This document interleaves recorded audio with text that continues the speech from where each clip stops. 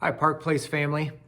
Each Friday in the month of December, I'm going to take just a few minutes just to share with you a thought as we celebrate this Advent season, but also just some thoughts and reflections for us as a church family.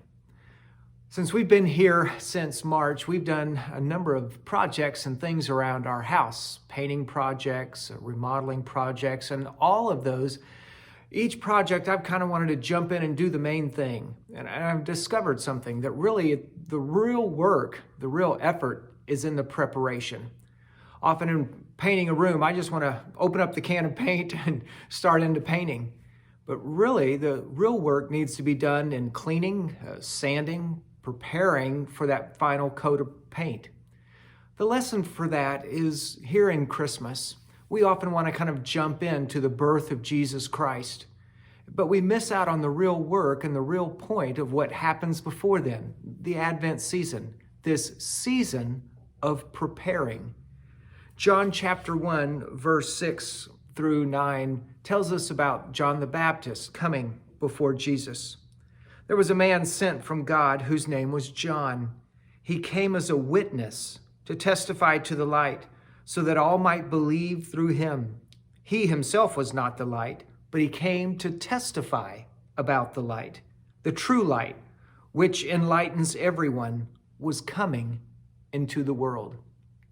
That story reminds us that even before the birth of Christ and even before the message of Jesus, there was one who was preparing the way. Work was being done in advance. That's what Advent is all about for us. Rather than kind of jumping in and getting ahead of ourselves, this season maybe we need to stop and think and how are we preparing for Jesus, the message and the hope of Christmas. Let me share that I think one of the ways that we can do that is to be mindful of those around us who maybe are struggling, especially during this Christmas season. 2020 has been hard on all of us.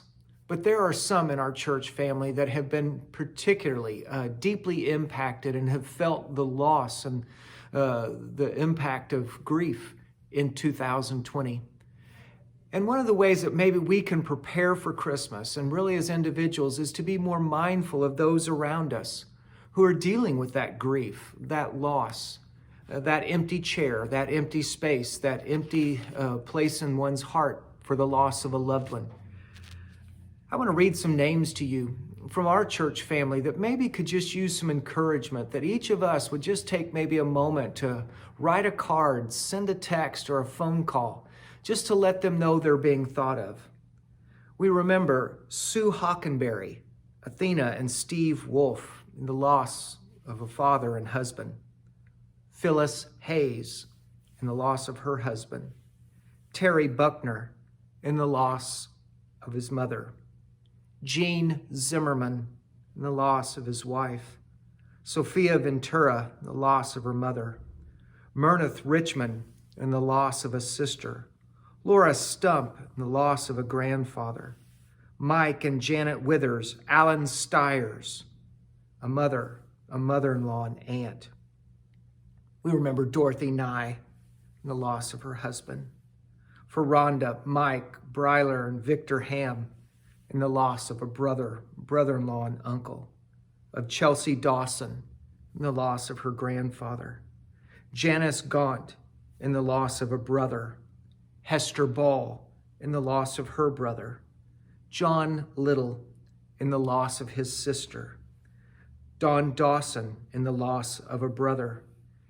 David Helvey in the loss of his mother.